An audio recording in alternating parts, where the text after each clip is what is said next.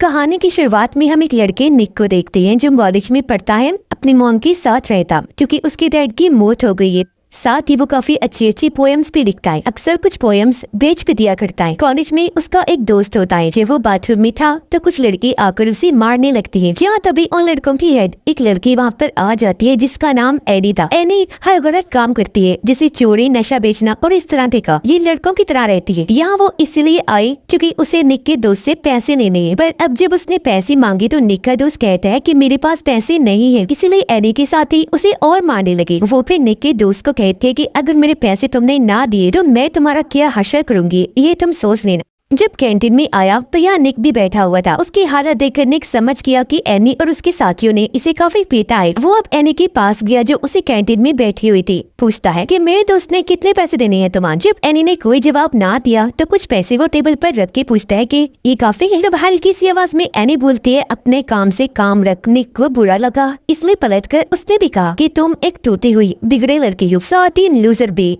जो कहकर वो जाने लगा, पर एनी को इतना गुस्सा आया कि वो निक पर हमला कर देती है और इस तरह इन दोनों की लड़ाई हो जाती है। कुछ देर के बाद दोनों को प्रिंसिपल की ऑफिस भेज दिया गया। प्रिंसिपल एनी को आगे से ऐसा ना करने का कहकर यहाँ से भेज देते हैं, जबकि निक को कहते हैं कि ऐसी लड़कियां ठीक नहीं होती तो इससे दूर रहो। जिसके बाद वो भी यहाँ से चला जाता है। रात को निक के घर उसका दोस्त आया जो उसे कुछ पैसे देकर पोएम खरीदता है। भी पूछता है कि कल रात एक पार्टी है, क्या तुम जाओगे उसमें? निक कहता है कि नहीं, क्योंकि कल मैं लंदन जा रहा हूँ। वहाँ एक काफी बड़ी अकेडमी में राइटर्स की मीटिंग है। वो उसे अपने टिकट भी दिखाता है। उसके दोस्त ने पूछा क्या तुम्हारी मॉम को पता है इस बारे में? निक कहता है कि नहीं, अगर उन्हें पता चल गया तो मुझे जाने नहीं देंगे। अब एनी अपने एक दोस्त के पास आई जो भी उसकी तरह गलत काम करता है। ये दोनों अब एक ज्वेलरी की दुकान पर आकर रुकी। वहाँ का शीशा एनी तोड़कर वो सारी ज्वेलरी चुरा देती है। अगली सुबह जब एनी वहाँ से जाने लगी तो अपने साथ वो चोरी करी ज्वेलरी भी नहीं जाने लगती है। उसका दोस्त कहता है कि ज्वेलरी इधर ही रहने दो, इसकी हिफाजत मैं करूंगा। एनी कहती है कि नहीं, तुम इसकी हिफाजत नहीं कर सकते, ये मेरे साथ ही रहने दो। जो कहकर वो यहाँ से चली गई। इस पर उसके दोस्त को बहुत गुस्सा आया। वो पुलिस को कॉल करके सब कुछ बता देता है। कॉलेज में आने के बाद एनी वो ज्वेलरी अपने लॉकर में रखने लगती है, पर उसे ऐसा करते हुए निक के दोस्त ने देख लिया था। थोड़ी देर के बाद यहाँ पुलिस आ गई। जब उन्होंने एनी के लॉकर की तलाशी ली तो उन्हें वो ज्वेलरी मिल जाती है, इसीलिए वो एनी को गिरफ्तार करके ले जाते हैं। पर क्योंकि वो स्टूडेंट थी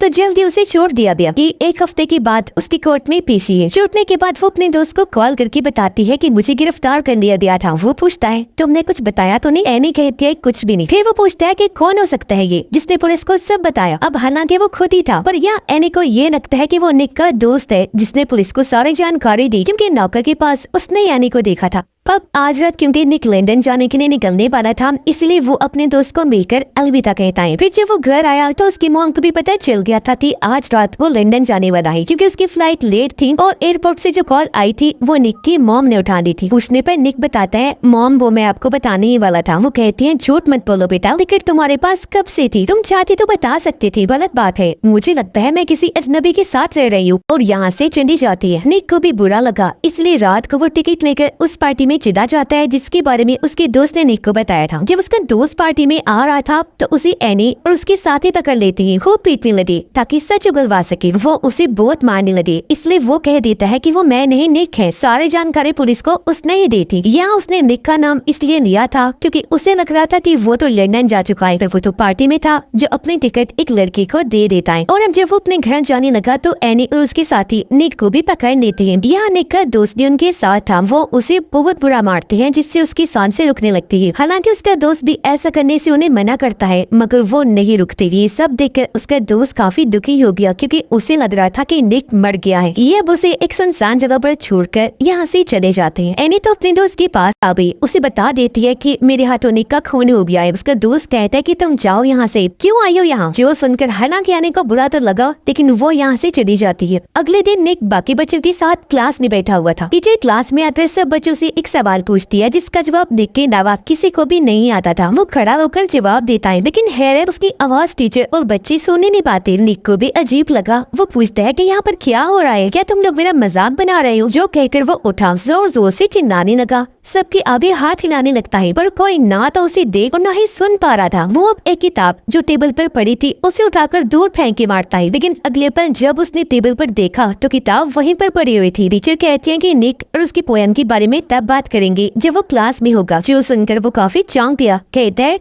अरे ये क्या हो रहा है, मैं क्लास में ही तो हूँ, आखिर क्यों किसी को नहीं दिख रहा।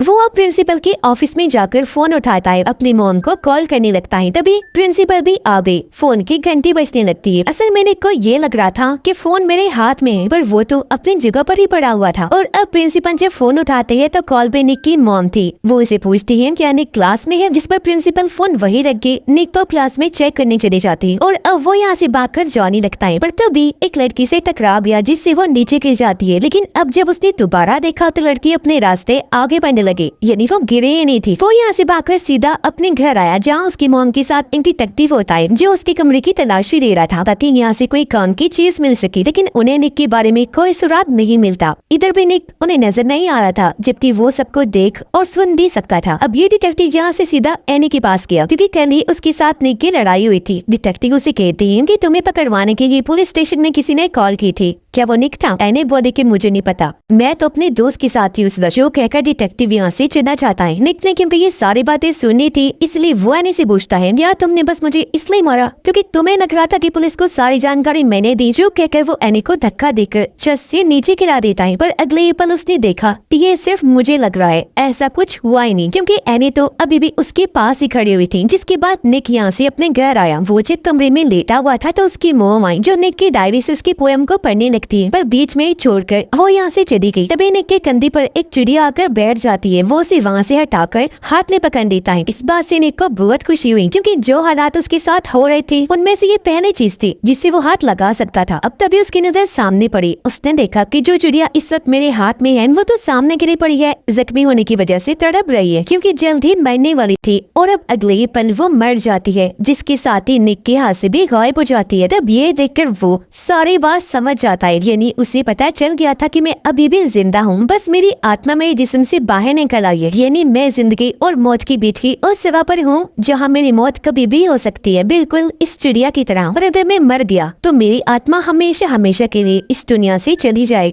पुलिस को वो जगह पता चल गई थी जहाँ उस रात एनी और उसके साथ ने निक को मारा था। पुलिस के साथ लिखकर दोस्त भी था, लेकिन वो ये नहीं बताता कि निक का जिस्म कहाँ है, क्योंकि उसे लग रहा था कि इस तरह मैं फंस जाऊंगा, जिसके बाद एनी और उसके साथी भी मुझे मारेंगे। यहाँ भागकर निक भी आया। वो डॉग और पुलिस के सामने आकर उन्हें रास्ता समझाने की कोशिश करने लगता है, यानी मैं उस तरफ हूँ, लेकिन कोई फायदा नहीं होता। इसलिए काफी ढूंढने के बाद भी पुलिस को उसकी बॉडी जिस्म नहीं मिलता। अब एनी अपने घर आई, उसके पीछे पीछे निक भी आ जाता है। उसने देखा कि एनी का एक छोटा भाई है जिससे वो बहुत प्यार करती है। असल में उसकी मॉम की मौत हो गई थी और बाप ने उससे शादी करनी थी। एनी को कभी प्यार नहीं मिला, उस तक किसी ने ख्याल ही नहीं रखा। तो बगैर माँ बाप और प्यार के पलने बढ़ने पर वो गलत रास्ते पर चल पड़ी। वो अपने भाई को कहते हैं कि तुम मेरे जैसे कभी मत बनना। अपने भाई को उसने गले से लगा लिया। आंखों में आंसू थे, क्योंकि वो खुद भी कभी ऐसी बनना नहीं चाहती थी, लेकिन हालात ने उसे ऐसा बनने पर मजबूर कर दिया। कि वो अपने भाई को कहते हैं कि अगर किस्मत ने साथ दिया, मुझे मौका मिला, तो मैं एक अच्छा काम जरूर करूंगी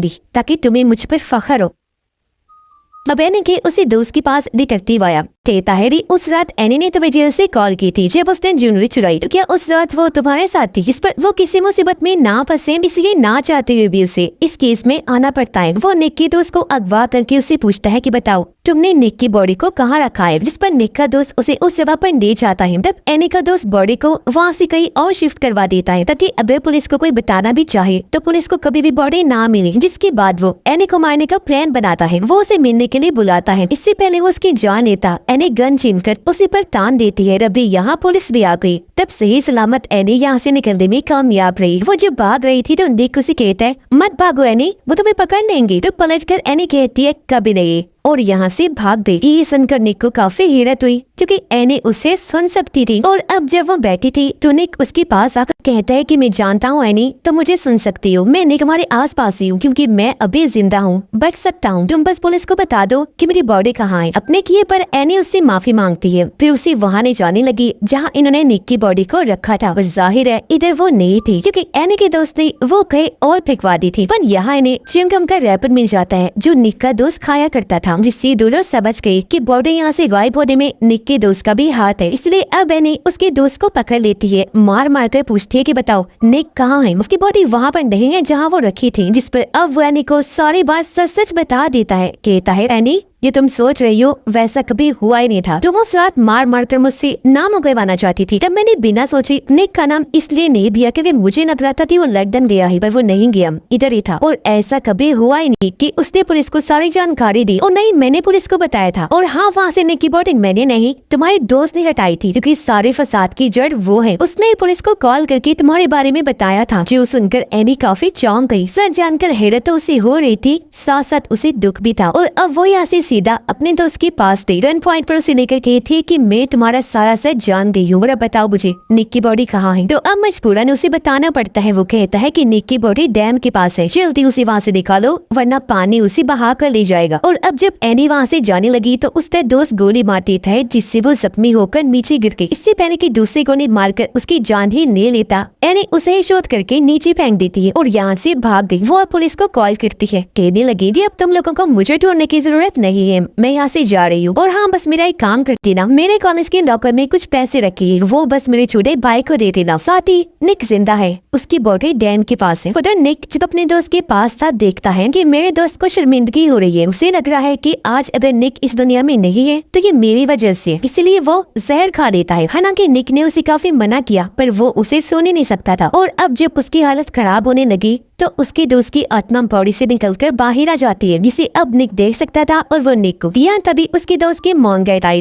उन्हें भी पता चल गया था कि हमारे बेटे ने जहर खा लिया है, पर उसकी हालत इतनी बुरी नहीं थी। निक डैम के पास पहुँच गया, जल्दी उसे अपनी बॉडी मिल भी जाती है और तभी डैम से भी पानी आना शुरू हो जाता है। इसीलिए वो अपनी बॉडी को उठाकर ले जाने लगा, लेकिन वो खुद अपनी बॉडी को नहीं उठा सकता था। वो मदद के लिए चिल्लाता है, पर कोई भी उसकी आवाज को नहीं सुनता, आस पास कोई था भी नहीं। और अब तभी यहाँ डिटेक्टिव, निक की मॉम और बाकी सब भी आ जाती है। पुलिस ने डैम बंद करवा दिया। जैसे उसकी बॉडी मिली, फौरन उसे हॉस्पिटल ले जाती है, लेकिन उसकी हालत बहुत ज्यादा खराब थी। उधर एनी भी पुलिस से बचते हुए किसी तरह हॉस्पिटल पहुँच जाती है, जहाँ उसके साथ साथ निक की आत्मा भी थी। इससे पहले एनी अंदर जाकर निक से मिल पाती। वार्ड के बाहर जहाँ निक की मॉम बैठी थी, वो उसे देख लेती है। उन्हें गुस्सा तो था ही, इसलिए वो एनी के मुँह पर जोरदार थप्पड़ मार देती है, कहने लगी कि आज निक की जो भी हालत है तुम्हारी वजह से। निक को बुरा लगा, वो जोर से चिल्लाते हैं, मॉम या क्या कर रही है? पर मॉम ने नहीं सुना। एनी कहती है कोई बात नहीं, वो तुमसे प्यार करती है इसीलिए गुस्सा है। निक की मॉम पूछती है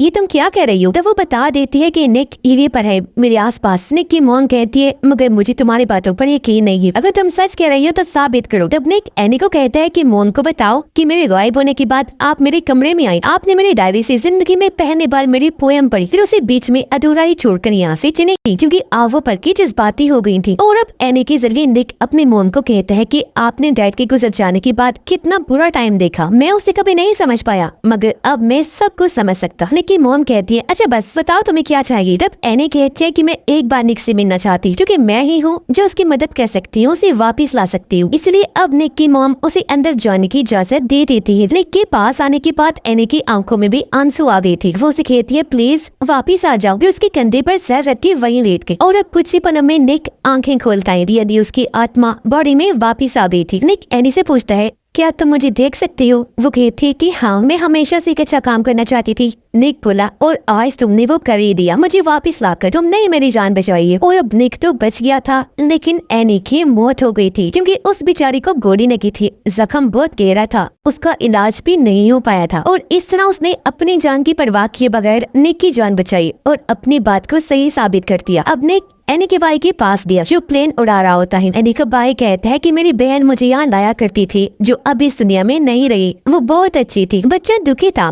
तब निक उसका मूर्ति करने के लिए कहता है चलो हम एनी को एक मैसेज भेजते हैं। हम उसे कहते हैं हे एनी, ठीक है ना? तो उसका भाई कहता है हाँ, और ये लिखकर उन्होंने प्लेन को हवा में उड़ा दिया। प्लेन को दोनों उड़ता हुआ देख रहे थे। ये फिल्म इधर ही खत्म हो जाती।